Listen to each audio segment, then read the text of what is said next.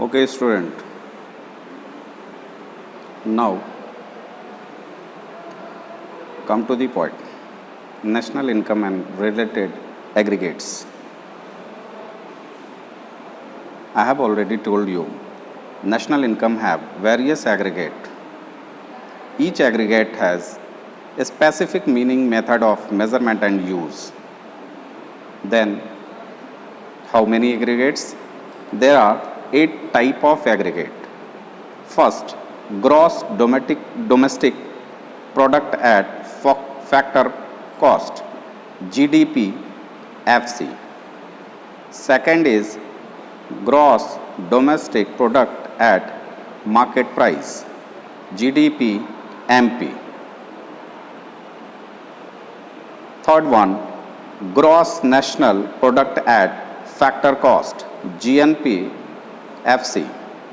Fourth one, gross national product at market price, GNP MP.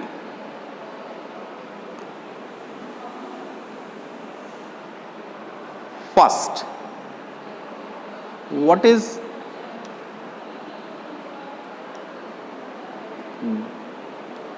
gross domestic product and what is factor cost? So I have already told you that gross means it is a sum of total product. Okay, what is domestic? पहले भी बता चुका हूं कि domestic का मतलब क्या है, जो भी हमारे टेरिटरी के अंदर प्रोड्यूस किया जाता है उसे डोमेस्टिक कहा जाता है। तो प्रोड्यूस क्या किया जाता है? प्रोडक्ट किया जाता है, तो product means product. Factor cost क्या कहलाता है? फैक्टर कॉस्ट का मतलब होता है कि किसी भी गुड्स के प्रोडक्शन में जो कॉस्टिंग आई है, और कौन सी कॉस्टिंग आई है? Factor costing. और फैक्टर कॉस्टिंग किसे कहते हैं? तो फैक्टर कॉस्टिंग हम पहले भी बता चुके हैं। क्या है भाई? Factor of product. Factor of product में क्या आएगा? लैंड आएगा, और क्या आएगा? लेबर आएगा, और क्या आएगा?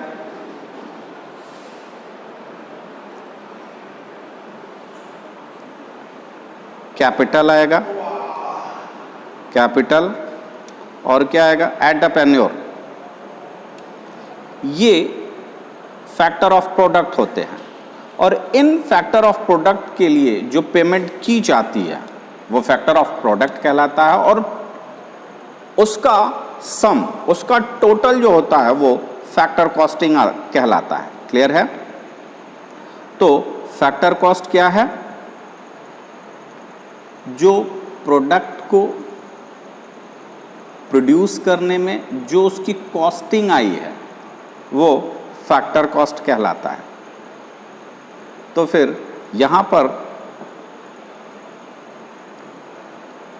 नेक्स्ट वन में मार्केट प्राइस लिखा हुआ है, बाकी ग्रॉस डोमेस्टिक प्रोडक्ट सेम है, बस यहाँ पे चेंज क्या है? मार्केट प्राइस का चेंज है। तो फिर मार्केट प्राइस किसे कहेंगे? तो मार्केट प्राइस उसे कहेंगे, यानी कि फैक्टर कॉस्ट FC में जब हम टैक्सेस जोड़ देते हैं, और कौन से टैक्सेस? गुड्स एंड सर्विसेज पे जो टैक्सेस इंपोज किए जाते हैं, मीन्स इनडायरेक्ट टैक्सेस। और इस समय वो जितने भी टैक्सेस हैं उनको एक नाम दिया गया है जिसे GST कहा जाता है। तो ये जो GST है ये क्या है? इनडायरेक्ट टैक्सेस है, और इसमें से सब्सिडी माइनस सब्सिडी हटा दिया जाता है, तो वो आपका मार्केट प्राइस हो जाता है। यानी कि जो प्रोडक्ट के प्रोडक्शन में कॉस्टिंग आई है उसमें इनडायरेक्ट टैक्सेस को जोड़ दिया जाए और सब्सिडी को रिड्यूस कर दिया जाए, तो जो भी प्राइस आएगी उसे ही मार्केट प्राइस कहते हैं। क्लियर है? अब आते हैं नेक्स्ट में। नेक्स्ट हमारा क्या है, gross national product at factor cost. Gross means हम जानते हैं कि इसमें डेप को माइनस नहीं किया गया, डेप्रिसिएशन को माइनस नहीं किया गया, ग्रॉस वैल्यू है, यानी कि ये प्योरेस्ट फॉर्म है। अभी इसमें से कोई भी चीज़ माइनस नहीं की गई है, जो भी प्रोडक्शन हुआ है उसका टोटल ग्रॉस कहलाता है। ठीक है, फिर नेशनल क्या कहलाएगा? नेशनल मीन्स हम आपको पहले भी बता चुके हैं कि इंडिया में कोई फॉरेन की कंट्री होगी और फॉरेन में इंडिया की कंपनी होगी, तो इंडिया की कंपनी अपनी इनकम का कुछ पार्ट इंडिया को भेज रही होगी और यहाँ पे जो फॉरेन की कंपनी इस्टेब्लिश है वो अपने देश को अपना इनकम भेज रही होगी। तो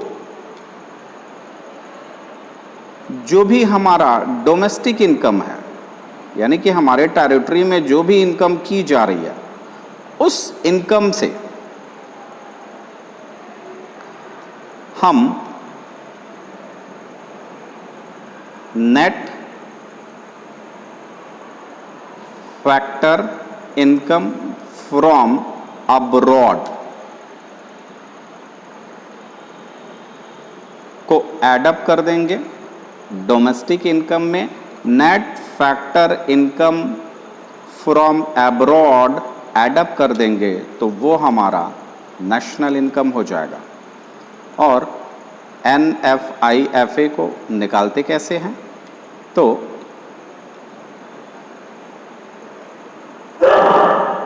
NFIFA इज इक्वल टू